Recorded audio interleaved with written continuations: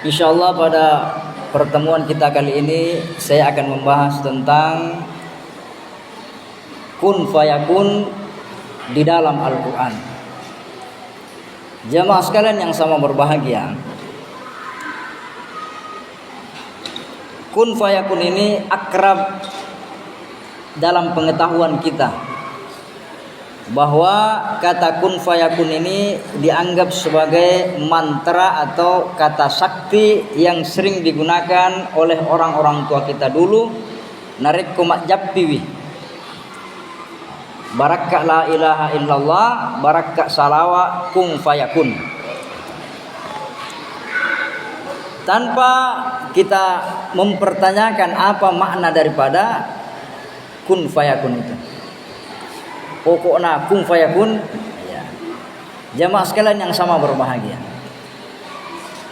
kata kun fayakun ini 8 kali diulangi oleh Allah Subhanahu wa taala di dalam Al-Qur'an. Dalam surah Al-Baqarah 1 kali, dalam surah Ali Imran Allah menyebutnya 2 kali, dalam surah Al-An'am, surah An-Nahl, surah Maryam, surah Yasin, dan terakhir surah Ghafir. Jamaah sekalian yang sama berbahagia, setiap kali Allah menyampaikan kata kun fayakun dalam kalimat-kalimat yang ada di dalam Al-Quran, maknanya adalah sesuatu yang luar biasa. Tapi sebelum kita masuk dalam makna daripada satu persatu dari ayat yang saya sebutkan tadi, kita pahami dulu secara tata bahasa Arab. Kun fayakun, kata kun ini adalah fi'il amar, yakun adalah fi'il mudhari yang asal katanya sama. Asal katanya kana yakunu kaunan fahuwa kainun wa dzaka makunun kun. Kana yakunu kun. Apa artinya kana? Artinya kana adalah engkai. Maka ketika kana ini bermakna fi'il amar, artinya kata perintah. Perintah itu sedang dan akan datang, itu namanya fi'il amar. Kun adalah engkau, jadilah engkau saat itu dan seterusnya. Yakun adalah fi'il mudhari, yakunu,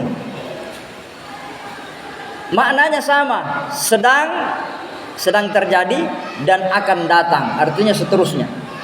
Maka ketika Allah berkata kun adalah engkau, jadilah engkau, maka yakunu, maka adalah dia pada saat itu dan sampai yang akan datang. Jamaah sekalian yang sama berbahagia, tapi perlu dipahami bahwa Allah Subhanahu wa taala menggunakan kata kun fayakun ini bukan seperti pemahaman kita ketika kita berkata simsalabim. Tidak seperti itu. Allah jikalau dia berkehendak napuelo ipong Allah taala agana angkana ero agagairo. Itu Allah ingin menciptakan Nabi Adam, ya tiba-tiba Nabi Adam sudah ada. Allah ingin menciptakan Nabi Isa tanpa menggunakan kalimat kun fayakun, itu hanya pemaknaan supaya bisa masuk dalam pemikiran kita. Dena sehere makade simsalabim kun fayakun, tidak seperti itu. Jamaah sekalian yang sama berbahagia, kita lihat dalam surah Al-Baqarah, badi'us samawati wal ardh wa idza qada amran fa innama yaqulu lahu kun fayakun. Badi'us samawati wal ardh, dialah Allah yang menciptakan langit dan bumi. Wa idza qada, dan jikalau dia menetapkan sesuatu akan terjadi, idza qada amran fa innama yaqulu lahu, maka dia hanya berkata jadilah, maka jadilah dia. Kata badi, jamaah sekalian yang sama berbahagia, badi artinya bid'ah. Nah, jadi kalau ada orang selalu cedek-cedek bid'ah ini ayat Al-Quran yang menggunakan kata badi yang asal katanya bid'ah. Apa maknanya bid'ah? Menciptakan sesuatu yang awalnya tidak ada sesuatu apapun. Allah menciptakan langit dan bumi yang sebelumnya tidak ada contoh sebelumnya. Allah menciptakan langit dan bumi yang sebelumnya memang tidak ada. Itu namanya badi. Kita bangun masjid ini. Ini bukan badi namanya. Kita hanya menyusun bangunan ini. Kenapa? Karena pasirnya sudah ada, batunya sudah ada, batanya sudah ada, besinya sudah ada. Isusung miyagagena mencaji masigi. Jadi kita bukan badi. Alam raya yang besar ini sebelumnya tidak ada. Tidak ada contoh, tidak ada gambar, tidak ada model. Maka Allah badi'us samawati wal ard. Wong Allah Ta'ala pagangkay lino lololisa langit itu susung lololisa. Nah, itu namanya badi'us samawati wal ard. Kenapa Allah mampu? Karena dia hanya berkehendak maka terjadilah hal itu. Itulah yang dimaksud dengan kun fayakun. Agi-agi na puelo kung Allah Ta'ala jaji silalona. Kemudian dalam surah Ali Imran ketika Allah menjelaskan tentang bagaimana penciptaan Nabi Isa alaihissalam, Allah menggunakan kata kun fayakun. Qalat rabbi anna yakuluni walad walam yamsasni bashar qala kadzalikillahu yakhluqu ma yasha idza qada amran fa innama yaqulu lahu kun fayakun. Nabi Siti Maryam berkata, Rabbi anna yakunu li walad, wahai Tuhanku bagaimana mungkin saya bisa punya anak laki-laki. Walam yamsasni bashar, saya ini kan belum pernah disentuh oleh laki-laki. Walam yamsasni bashar qala kadzalikillah, wahai Maryam demikianlah kalau Allah berkehendak. Fa innama yaqulu lahu kun fayakun, Allah hanya mengatakan jadilah maka jadilah dia. Siti Maryam ini tidak pernah disentuh laki-laki. Sejak dia lahir, ayahnya Imran sudah bernazar bahwa nanti anak saya akan wakafkan dia tinggal di masjid di dalam mihrab, hanya beribadah semata-mata kepada Allah. Kamarnya dikunci, kuncinya dipegang oleh Nabi Zakaria, pamannya Siti Maryam. Dikunci dari luar. Ketika pada usia tertentu datanglah malaikat Jibril, wahai Maryam, Tuhan menghendaki engkau melahirkan seorang anak laki-laki yang bernama Isa dan dia akan menjadi nabi. Dengan terheran-heran Siti Maryam berkata, anna yakuluni walad, bagaimana caranya saya punya anak? Saya kan belum pernah disentuh laki-laki. Jangankan bersuami, disentuh laki-laki tidak pernah. Itulah sebabnya orang mengatakan bunda perawan, Siti Maryam yang perawan. Ya, dia pada anak tak. Ya. Nabunceng urane lo kiri lo kanan. Ya. Ya kalau orang bertanya masih perawan ya wajar saja. Perawanmu pigaro, maka tuli nabunce witorane menrekno kiri kanan. Kalau Siti Maryam memang tidak pernah sama sekali disentuh laki-laki. Bagaimana dia bisa punya anak? Nah, jamaah sekalian yang sama berbahagia, maka dijawab oleh Allah, kadzalikillah, demikianlah Allah. Jikalau Allah berkehendak, dia hanya berkata adalah, terjadilah, maka terjadilah dia. Demikian halnya masih dalam surah Maryam ketika Allah menjelaskan logika orang-orang yang menjadikan Nabi Isa sebagai Tuhan. Apa katanya? Inna masala Isa indallah kama sali Adam khalaqahu min turabin summa qala lahu kun fayakun. Adapun perumpamaan Nabi Isa sama dengan perumpamaannya Nabi Adam, tidak ada bedanya. Nabi Isa tidak ada bapaknya, tapi ada mamanya, Siti Maryam. Nabi Adam lebih hebat karena dia tidak punya bapak dan tidak punya ibu. Kalau engkau menjadikan Nabi Isa sebagai Tuhan karena dia tidak punya bapak, maka tentu engkau akan menyembah Nabi Adam karena Nabi Adam lebih hebat daripada itu. Dega gambona, dega gendona. Nabi Isa kamu indona. Jemaah sekalian yang sama berbahagia, karena pada dasarnya manusia itu, kata para ulama, engkau tahu dega gambona, dega gendona Nabi Adam. Engkau tahu engkau ambona dega gendona Siti Hawa, diciptakan dari Nabi Adam. Engkau ambona tapi dega gendona. Engkau tahu engkau indona dega gambona, yaitu Nabi Isa alaihissalam, ada ibunya tidak ada ayahnya. Yang pada umumnya manusia, ya kita ini ada ibunya dan ada ayahnya. Jamaah sekalian yang sama berbahagia. Apa kata Allah? Inna masalah Isa indallah kama masali Adam khalaqahu min turabin. Nabi Adam dan Nabi Isa sama-sama dia menciptakan keduanya min turab, dari tanah. Summa qala lahu kun fayakun. Ketika dia diciptakan dari tanah dan Allah ingin menghidupkannya, maka Allah hanya berkata jadilah, maka jadilah dia. Itu logika yang ingin disampaikan kepada orang-orang yang menganggap bahwa Nabi Isa adalah anak Allah, anak Tuhan. Jamaah sekalian yang sama berbahagia. Kemudian selanjutnya ketika Allah Subhanahu wa taala menjelaskan penciptaan langit dan bumi, Allah menggunakan kata kun fayakun kedua kalinya dalam surah Al-An'am. Apa katanya? Wa huwa allazi khalaqas samawati wal arda bil haqq wa yauma yaqulu kun fayakun. Dialah Allah yang menciptakan langit dan bumi dengan sebenar-benarnya. Dan pada saat itu yaqulu lahu, Allah berkata jadilah, maka jadilah dia. Allah yang menciptakan langit dan bumi. Penciptaan langit dan bumi tidak sama dengan Nabi Adam, tidak sama dengan Nabi Isa. Prosesnya singkat. Allah hanya berkata, berkehendak, kun fayakun, jadilah Nabi Adam.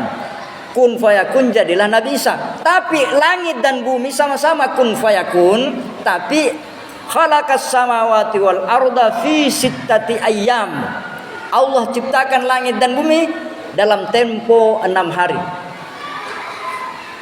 6 hari lamanya diciptakan langit dan bumi. Kenapa lama? Allah ingin mengajari kita bahwa bangunan yang megah, bangunan yang kokoh, bangunan yang kuat, prosesnya tentu tidak sama dengan bangunan yang sekedar dibangun. Napi nak kena angin robo ni magai palanggana madodong. Bangunan yang kokoh tentu prosesnya tidak instan. Maka Allah ciptakan langit dan bumi ini yang sudah miliaran tahun, kita tidak tahu berapa jumlah umurnya dunia ini, dia kokoh bertahan. Kenapa? Karena khalaqas samawati wal arda fi sittati ayyam. Ini ingin mengajari kita bahwa ketika kita ingin mencapai sesuatu yang tinggi, yang baik, yang mulia, tentu prosesnya panjang. Prosesnya panjang. Tidak ada instan dalam kehidupan ini. Jamaah sekalian yang sama berbahagia. Kemudian dalam surah An-Nahl, innama qauluna li syai'in idza aradnahu an naqula lahu kun fayakun. Sesungguhnya ucapan kami ketika kami menghendaki sesuatu itu terjadi, kami hanya mengatakan kun fayakun. Apapun yang terjadi gampang saja, mudah saja bagi Allah Subhanahu wa taala. Ini ingin mengajari kita bahwa jangan kita pernah putus asa. Jangan pernah putus asa. Tidak bisa ini ayo setengah mati ke ini. Jangan. Deto pemujame maka dano setengah mati. Dia itu Pak mupo gawe maka dano tidak bisa ini ya. Tidak ada yang mustahil bagi Allah Subhanahu wa taala. Kalau Allah berkehendak. Jamaah sekalian yang sama berbahagia. Kemudian dalam surah Maryam Allah kembali mengulangi bagaimana Allah itu mustahil punya anak. Maka lillahi ayyattakhidha min waladin subhanah. Idza qada amra fa innama yaqulu lahu kun fayakun. Maka lillah, tidak layak bagi Allah, tidak layak, tidak pantas bagi Allah ayyattakhidha min waladin, dia mengambil anak. Allah tidak layak punya anak karena Allah tidak butuh. Kita ini menikah untuk apa? Supaya punya anak. Supaya apa? Karena kita butuh anak. Anak ini membantu kita memperbaiki nama keluarga, melanjutkan usaha kita, dan menjadi generasi penerus yang akan datang. Kita beranak, kepengen punya anak karena kita butuh. Allah tidak butuh. Allah Al-Ghani, Allah Maha Kaya. Artinya Maha Kaya, tidak butuh apapun. Ya. Jadi tidak pantas, tidak layak kalau ada orang berkata anak Allah. Ya, makanya dalam surah Al-Ikhlas, lam yalid wa lam yulad wa lam yakul lahu kufuwan ahad. Dialah Tuhan yang tidak beranak dan tidak diperanakkan, dan tidak ada yang setara dengan Allah sesuatu apapun. Jamaah sekalian yang sama berbahagia. Kemudian dalam surah Yasin, ini kita hafal ini karena selalu dibaca malam Jumat. Innama amruhu idza arada syai'a ay yaqula lahu kun fayakun. Innama amruhu, sesungguhnya urusannya. Ya. Urusannya maksudnya segala sesuatu perkara. Idza arada syai'a, jikalau dia menghendaki maka dia hanya mengucapkan kun fayakun. Ayat dalam surah Yasin ini menjelaskan kejadian sebelumnya. Orang-orang kafir, ada namanya Ubay bin Khalaf bersama rombongannya datang di hadapan Rasulullah. Dia pergi menggali kuburan yang paling tua, yang sudah jadi tanah hancur. Dibawalah tulang belulang yang sudah hancur itu di hadapan Rasulullah. Wa daraba lana masalan wa nasiya khalqah. Qala may yuhyil 'izama wa hiya ramim. Dan mereka memberikan contoh kepada kami, yaitu tulang belulang yang sudah hancur. Mereka berkata, may yuhyil 'izama, siapa yang mampu menghidupkan tulang belulang, wa hiya ramim, padahal tulang belulang itu sudah hancur. Kita pergi ke kuburan orang yang sudah mati 5 tahun, 10 tahun, tulangnya sudah hancur. Bagaimana katanya dibangkitkan dari kubur? Itulah jawabannya. Innama amruhu idza arada syai'a ay yaqula lahu kun fayakun. Kenapa susah bagi Allah menciptakan, membangkitkan tulang belulang dari kubur? Bukankah Anda sebelumnya hanya setetes mani? Bukankah Anda sebelumnya tidak ada? Kemudian ada, kemudian tidak ada. Apa susahnya bagi Allah? Nah, itu yang ingin dijelaskan dalam surah Yasin tersebut ketika Allah menggunakan kata kun fayakun. Yang terakhir jamaah tarwih rahimakumullah, Allah menjelaskan tentang hidup dan mati dalam surah Ghafir. Huwallazi yuhyi wa yumit. Dialah Allah yang menghidupkan dan mematikan. Fa idza qada amra fa innama yaqulu lahu kun fayakun. Dialah Allah yang menetapkan segala sesuatu. Dia yang menghidupkan dan dia yang mematikan. Kalau sudah sampai saatnya Allah hanya mengatakan kun fayakun, ya sudah selesai. Jamaah sekalian yang sama berbahagia. Kita manusia tidak tahu kenapa kita hidup. Kita juga tidak tahu kenapa kita mati. Kenapa kita tidak hidup di zamannya Rasulullah? Kenapa kita tidak hidup di zamannya kerajaan-kerajaan dulu? Kenapa kita mesti hidup di zaman sekarang ini? Dan tiba-tiba nanti suatu saat kita sudah mati. Allah hanya memberitahu kita, tujuanmu kamu dihidupkan untuk menjadi hamba, mengabdikan dirimu kepada Allah. Tapi kenapa kamu hidup, kenapa kamu mati, kita tidak tahu. huwallazi yuhyi wa yumit. Dialah Allah yang maha menghidupkan dan mematikan. Karena hidup ini hanya titipan, hanya pinjaman, maka gunakanlah hidup ini. Allazi khalaqal mauta wal hayata liyabluwakum ayyukum ahsanu amala. Tujuannya kita dihidupkan untuk diuji siapa yang terbaik amal perbuatannya. Jamaah sekalian yang sama berbahagia, kesimpulan daripada kata kun fayakun yang 8 kali diulangi dalam Al-Quran ini, pertama, kita harus meyakini bahwa kalau Allah berkehendak tidak ada yang mustahil. Maka bertambahlah keyakinan kita kepada Allah Subhanahu wa taala sehingga kita semakin optimis di dalam kehidupan ini. Jangan kita berkata agatoro ya anu. Bapaknya kan orang miskin. Bapaknya kan tidak pernah pergi ke masjid. Bapaknya kan orang bodoh, tidak tamat SD. Tidak boleh. Berapa banyak di luar sana orang yang gagal sekolahnya, justru dia yang jadi orang kaya, justru dia jadi orang sukses. Berapa banyak orang yang dia dulunya hanya pengamen, sekarang jadi artis terkenal. Berapa banyak orang yang keturunannya tidak ditahu, tiba-tiba dia jadi pemimpin yang besar. Jamaah sekalian yang sama berbahagia, Allah memberikan contoh bagaimana Nabi Musa alaihissalam yang dia mulai dari kecil sampai remaja dibesarkan oleh Fir'aun, yang nyata-nyata Fir'aun ini adalah orang yang mengaku Tuhan. Tiba-tiba Nabi Musa disuruh menjelaskan Tuhan sebenarnya. Dia harus melawan orang tua angkatnya. Bagaimana Allah memberikan contoh Nabi Muhammad SAW lahir dan dibesarkan oleh paman-pamannya yang nyata-nyata